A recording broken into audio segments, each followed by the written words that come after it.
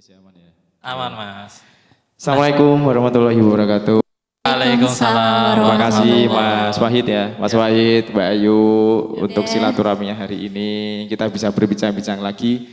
Kayaknya tema hari ini tema yang sangat random banget dan kayaknya kita juga ngerasain kayaknya. Nanti kita refleksi bareng-bareng. Benar. Benar. Makanya yang datang itu 1.000 orang Mas. Banyak banget ini yang datang, Masya Allah. Sing ban nembe Ramai parkir sekali. kan wong 6 kayak. Oh iya. Nembe parkir. Belum yang sebelah sana Mas tuh. Ada Penuh, mobil sudah 10 kelihatannya. Oke, Penuh ini alhamdulillah. ruangan di sini sangat penuh sesak ini. Oke. Sesak banget. Oke. Oke Mas Ivan, untuk memantik tema pada hari ini. Ini nih lagi ini ya gencar-gencarnya tentang KDRT. KDRT yang dialami seorang mantan atlet sanggar. Nah itu kan aku pernah lihat podcastnya, beliau itu terlihat baik-baik saja, rumah tangganya terlihat harmonis. Bahkan suaminya pernah membuat video, dia berkata bahwa nak lanang, kalau laki-laki itu bukan macarin wanita, tapi langsung menikahi. Di ending-endingnya sekarang ternyata beliau si laki-laki itu melakukan KDRT. Padahal si perempuan dan si laki-laki itu di depan kamera, di sosial medianya itu terlihat baik-baik saja. Benar. Nah dari kasus itu Mas, mari nanti kita bedah. Jadi sebenarnya penyebab utama dari hal yang seperti itu akhirnya menjadi kok bisa sih laki-laki yang mencintai seorang perempuan kok sampai menyakiti bahkan sampai kekerasan gitu. Nah, mari kita bahas di sini Mas, monggo. Oke, makasih Mas Wahid sama Mbak Ayu. Jadi kayaknya ini kan sambungan dari sesi kemarin ya. Kamis kemarin itu kan kita juga udah sempat bahas tentang KDRT itu. Sebenarnya kenapa sih di dalam pernikahan kok sampai muncul adanya KDRT, kekerasan di dalam rumah tangga ya? Itu salah satunya karena orang itu hanya melihat bahwa orang nikah delok imung umure tok. Kan gitu. Kemarin kan kita mulai dari situ. Oke. Nah, sedangkan umur itu ada dua. Umur secara kronologis, umur kita lahir. Yang kedua, umur secara mental atau psikologisnya. Oke. Ya. Di situ juga dijelaskan bahwa orang yang umurnya sudah 17 tahun, ya bisa jadi umurnya masih kekanak-kanakan. Tapi bisa jadi juga karena perjalanan hidupnya, usia mentalnya akan lebih tua, lebih matang. Lebih dewasa. Lebih dewasa. 25 lah, 26 lah. Nah, kalau boleh saya sarankan, ketika kalian mau menikah, itu jangan lihat usia kronologis, usia di KTP jangan. Tapi lihat usia mentalnya, kan gitu. Ya kan? Nah, karena usia mental ini akan mempengaruhi pengambilan keputusan, pengendalian emosinya, kontrol emosi, cara bersikap, cara dia mengambil sikap agar dia bijak segala macam itu akan munculnya di usia mental. Jangan sampai ada kata-kata di zaman sekarang loh ya, banyak psikolog, tidak harus sama saya, tapi banyak psikolog sekarang, jangan sampai nikah kok goro-goro dioyak be umur. Lais kowe. Apa meneh nikah goro-goro dirasani tanggane. Apa meneh jenenge nikah goro-goro iri mbek kancane. Aduh. Kancane nikah pengen melu-melu nikah ya Mas. Itu kan kayak kemarin kan ada pernah dengar yang namanya Dark Syndrome enggak? Ya, tadi habis kita bahas tentang pas lagi syndrome. berarti Pas banget ini emang. kayaknya judul iki ya kayak. Mau sing bahas Mas Wahid apa Mbak Ayu? Wah, nek Mas Wahid yo aku judulnya Mbak Mas Wahid ya. Aduh. Terus aku judulnya Kamu jadi bojo ngapunten, Mbak. Sampean kan wis di bojo Bojomu Mas. tak bedo gini. Jadi dark syndrome itu kan kalau kita ngomongin dark itu kan bebek kan ya, kalau lagi renang itu kok tenang gitu, santai gitu. Tapi ternyata di bawah permukaan itu dia kan bergerumuh dia. Kayak wes DN ki kok mobet segala macam itu kan kakinya kan judrot gitu kan. Tapi kita lihat bahwa di permukaan dia tenang, dia berenang santai. Ya itu kan sindrom yang kita rasain, banyak orang yang merasakan itu. Kayaknya di luar tenang, ternyata di dalam pikiran dia punya tekanan-tekanan internal, dia sedang konflik batin, dia sedang menahan emosi, dia sedang tidak berdamai dengan kondisinya, tidak menerima kondisi, itu kan kayak gitu, banyak banget. Dan selama 5 tahun ini mungkin saya praktek juga kayaknya hampir 70% deh, mulainya awalnya dari situ. Salah satu tanda orang dark syndrome adalah orang yang self awareness-nya sangat lemah. Dia nggak bisa menerima dan peduli pada dirinya. Nek ora dia nek iso ngomong ora. Kan gitu. Oh, oke. Nek ora seneng dia nek iso ngomong, aku ora seneng. Dia iyalah, ya wis lah gitu loh. Rapenaan ya Mas ya. Rapenaan. Nah, kalau di dalam dark syndrome ini yo banyak faktor. Satu, tuntutan akademik atau pekerjaan, ya kan? Dia harusnya udah nggak nyaman di pekerjaan ini karena dia mungkin nggak ada pilihan atau mungkin karena dia ada tuntutan di luar pekerjaan, dipaksa untuk tetap kerja di situ. Bergejolak lah di dalam. Kayaknya kerja dia, tapi di dalam bergejolak loh dia. Kan gitu. Karena tuntutan akademik, contoh misalkan dulu disuruh orang tuanya untuk ambil jurusan A, ternyata dia nggak suka jurusan A. Karena dia nggak berani ngomong sama orang tuanya, dia masuk ke jurusan apa namanya itu. Oh, tidak sesuai dengan passionnya. Temanku ada tuh Mas kayak gitu Mas. Temanku ada tuh Mas. Ada. Inisialnya Mas Ivan gitu. Oh yes. Oh iya yang kemarin aku disuruh guru ya. Yang cerita kemarin yang katanya Mas Ivan disuruh guru. Guru atau apa kemarin? Terus pindah oh, ke iya. ke psikolog. Tapi kan aku diri sendiri ya? Diri sendiri wesan. Biyen pernah aku, biyen koyo ono. Aku biyen pernah dark syndrome. Pernah dark syndrome. Yes, Kita mantan. semua pernah ya. Yes, mantan. Oke. Bebek. Aku juga punya teman Mas. Ini mungkin hampir sama tentang KDRT itu. Jadi temanku itu pacaran. Kena ya nama berarti bukan KDRT ya? Apa tuh namanya? Kekerasan dalam Pacaran. Pacaran. Oke. Nah itu pokoknya sampai dipukul pakai HP. Terus pernah didorong sampai kena apa namanya lemari. Tapi temanku itu nggak putus. Masih lanjut dan dia baik-baik saja. Dia di depan orang seperti hubungannya biasa aja sampai akhirnya putus. Baru dia itu cerita sama teman-temannya dan teman-temannya kaget. Loh ternyata seperti itu. Kok kemarin-kemarin kamu enggak cerita. Itu tuh kenapa sih Mas Maya dari sisi psikologi itu kenapa seseorang sebegitunya untuk menutupi rasa sakitnya di depan orang-orang padahal di belakang itu udah remuk, udah segitunya itu kenapa sih? ini temanmu cewek. Ya kebetulan belum nikah. Inisialnya A. Ya, Ayu. Curhat ini. Misalnya. Enggak, ini kan nanti teman-teman yang sedang ini nonton, coba dibuka lagi, ada YouTube ya sini? Ada enggak? YouTube ada. Kita Dibuka YouTube. lagi YouTube-nya atau Instagram-nya atau TikTok-nya, itu pernah kita bahas tentang fatherless. Yap. Salah Iya, satu iya. dampak dari fatherless itu untuk anak perempuan adalah dia tidak punya figur, si anak perempuan itu tidak punya figur yang baik atau figur yang ideal untuk pasangannya nanti. Kan gitu kan. Karena dia gak punya figur tuh, karena fatherless tadi.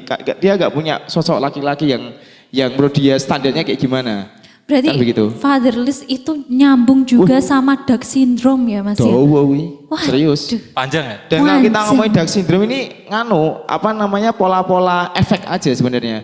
Contoh Oke. misalkan ya, untuk dulu kita juga pernah belajar tentang diskusi tentang quarter life crisis di usia 18 sampai 30. Ya. Nah, itu kan pola-pola di mana usia-usia seperti itu kan dia sedang bimbang dengan dirinya. Benar. Dia sedang mencari jati dirinya, dia bingung mau kuliah di mana, kerja apa, segala macam kan. Ya. Yaitu ada dog syndrome di situ. Kayaknya dia hehehe ngarep kancane, ternyata bahasan balik kos nangis. Itu kan juga itu dog syndrome itu. Nyetelnya Bernard kayak juga. neng permukaan tenang, ternyata di dalam berkecimpung dia. Oke. Berkecabuk bubuk. Nek bahasa aku ya itu konflik batin namanya. Benar. Dia Bahasa rasa seneng, dia merasa nggak seneng tapi nggak bisa mengungkapkan rasa seneng itu.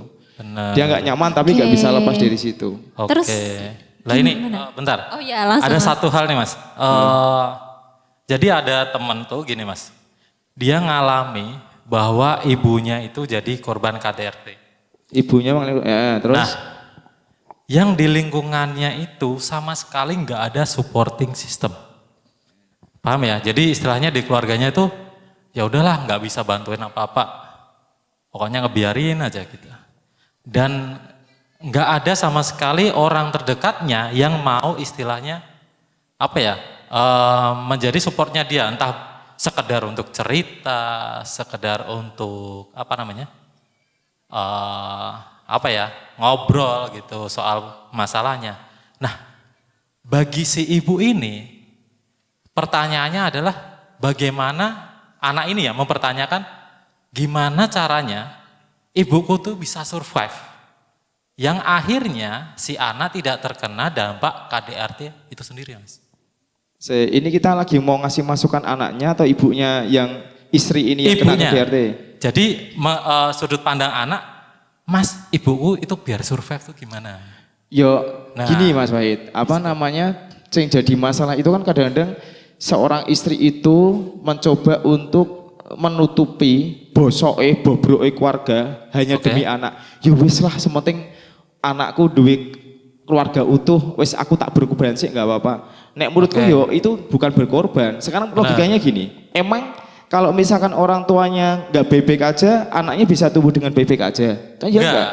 Bener enggak? Justru tambah masalah. Nah iya, dia si ibu itu atau mungkin si bapak itu, si pasangan itu nggak sadar bahwa itu berdampak secara tidak langsung ataupun secara langsung. Kenapa loh? Terus nanti ada omongan gini, lah kan anakku rak komen Mas, lah anak itu kan rak komen mergurung iso ngomong, guru iso menyampaikan nggak paham, menyampaikan apa yang dia sampaikan. Mungkin dia juga malu atau mungkin dia nggak bisa cara menyampaikan dengan baik karena dia masih anak-anak. Tapi itu kerekam loh. Benar. Apalagi satu hal yang momentum, ya kan. Dan jangan buat alasan bahwa kenapa kok aku mempertahankan keluarga yang toksik ini untuk anakku, anaknya juga kena kok kena dampak. Benar. Kan gitu. Biasanya gitu sih Mas. Ya, biasanya. Terus agar dia akhirnya survive gimana? Si ibu ini, misalkan deh, andai kata terus akhirnya cerai.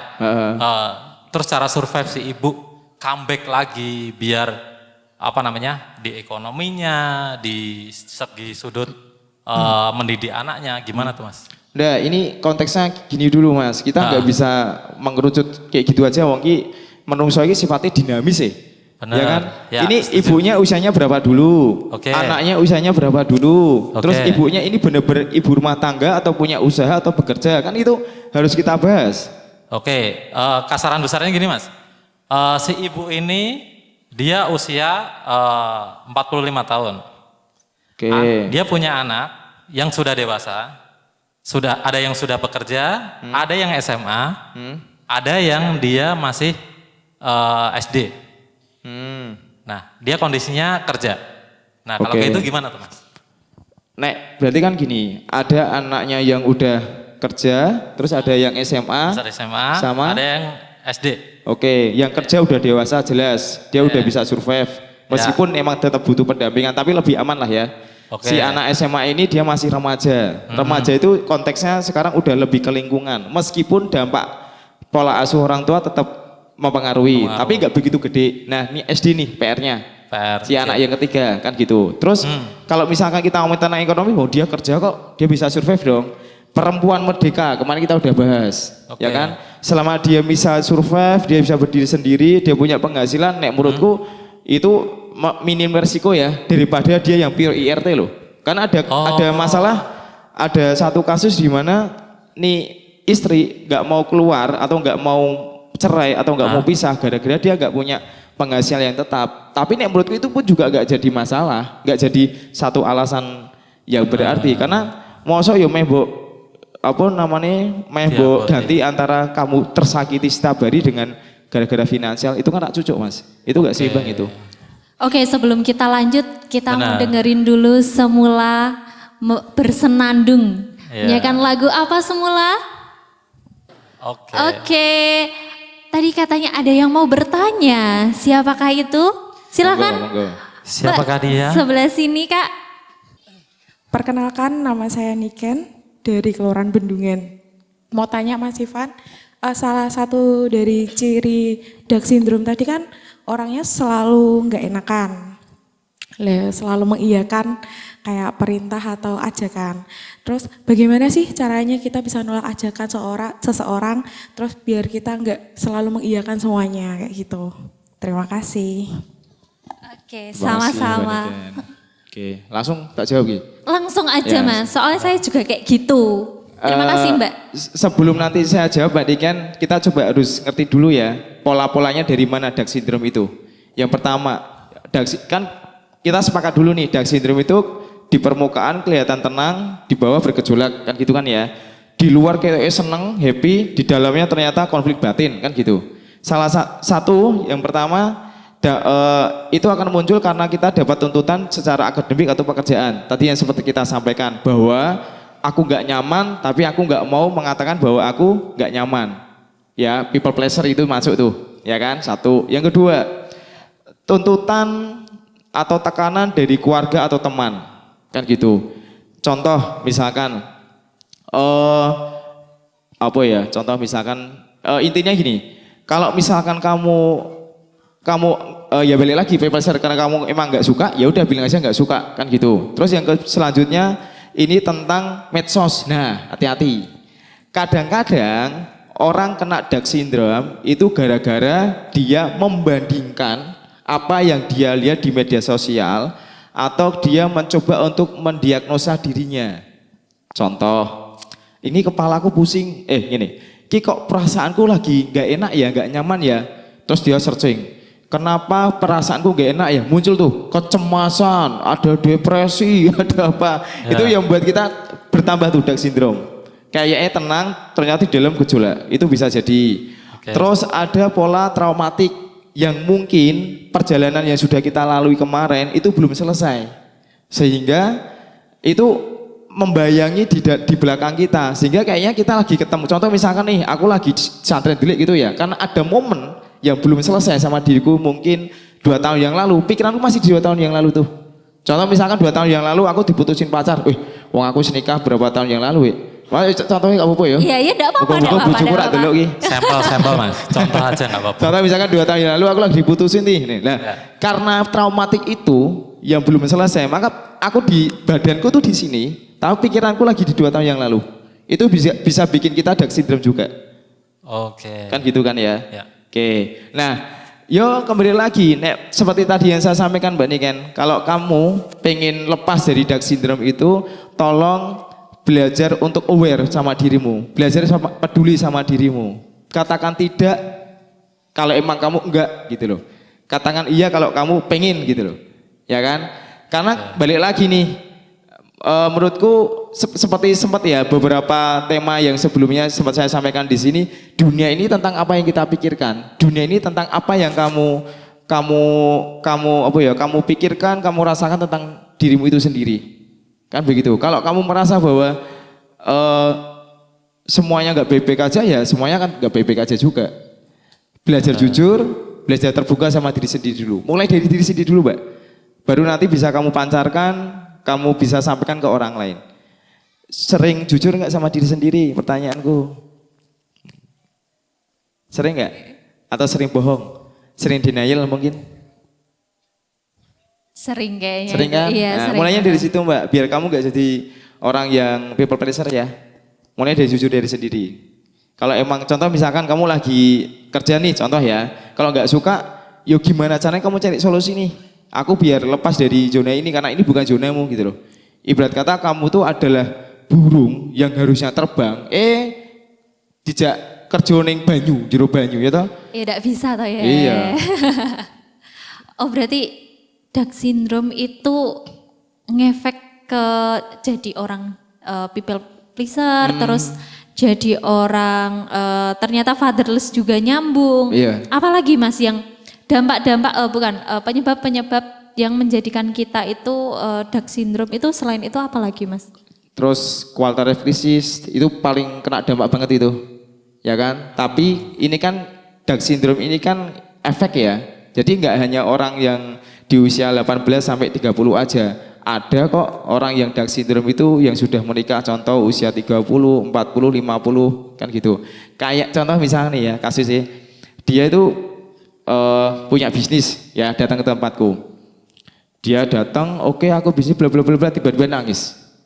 Tahu nggak kenapa? Kenapa itu Mas? Karena selama ini dia nyimpen. Pengennya dilihat tetangga itu baik-baik aja. Baik-baik aja. Pengennya dilihat sama saudara-saudaranya, ini loh aku orang yang sukses karena aku udah punya bisnis. Padahal jerone ambiar. Benar. Nah itu kan termasuk Down syndrome. Di usia 50 loh padahal. Usia udah umur segitu ya Mas ya. Oke Mas, dari semua yang kita bahas dari mulai fatherless, KDRT, dari semua itu kesimpulannya itu apa sih dari Down syndrome, dari tema pada malam hari ini I'm not okay, itu kesimpulannya apa? Kalau kita bilang I'm not okay ya kembali lagi ya, di situ kan ada kata aku, I'm itu kan ya. Salah satu konsep di mana kita bisa mengasah self awareness kita dengan cara kita mulai jujur sama diri sendiri, kita harus terbuka sama diri sendiri. Setelah itu tolong jangan coba-coba sering membandingkan nasib kita ke orang lain ya. Karena setiap orang punya fasenya masing-masing, setiap orang punya step tahapannya masing-masing, dan carilah kapasitas kalian sesuai dengan apa yang kalian punya. Kamu nggak harus seperti aku dan aku nggak harus seperti kamu juga. Gitu ya. Jadilah diri sendiri. Betul. Please kasih applause-nya untuk Kak Ivan. Benar. Nah, pembahasan hari ini sangat istimewa banget. Betul. Aku sendiri ngerasa ini ya. Dulu tuh pernah banget ngalami hal-hal sekian kayak gitu. Yang dari pembahasan ini kita menjadi terbuka. Kita harus terbuka dengan diri sendiri, kita terbuka dengan orang lain apabila kita punya masalah gitu kan. Yang akhirnya kita bukan jadi orang yang people pleaser tadi ya. Gitu. Nah, bagi teman-teman nih yang sekiranya dari pembahasan hari ini ngerasa masalahnya belum kelar, belum rampung, tapi nggak punya tuh teman-teman sekitar yang buat curhatnya kemana ya kan. Bingung mau curhat ke teman nanti malah dipanas-panasin, atau dikomporin, atau dijelek-jelekin, ke orang tua atau ke saudara malah dijudge gitu kan. Nah ada salah satu caranya gimana Mbak? Jadi caranya kalian foto aja background kita, post di Instagram, tag Santren Delik dan Binar Kalbu Psikologi. Nanti apa masalah yang terpilih akan dapat konseling gratis dari Mas Ivan. Dan yang bagi suka sama pembahasan kali ini dengan Mas Ivan, kita minta bantuan juga agar teman-teman ngasih bintang 5 ke Google Maps-nya Binar Kalbu Psikologi. Bener ya Mas ya? Oke, itu bisa jadi salah satu bantuan teman-teman juga mengapresiasi Mas Ivan yang sudah hadir di sini gitu. Oke, terima kasih untuk teman-teman online dan teman-teman offline yang sudah hadir di ruang dialog. Di ruang dialog pada malam hari ini. Jangan kemana-mana, nanti kita lanjut ke nongkrong tobat. Dan minggu depan kita ketemu lagi di ruang dialog dengan tema berbeda. Wassalamualaikum warahmatullahi wabarakatuh.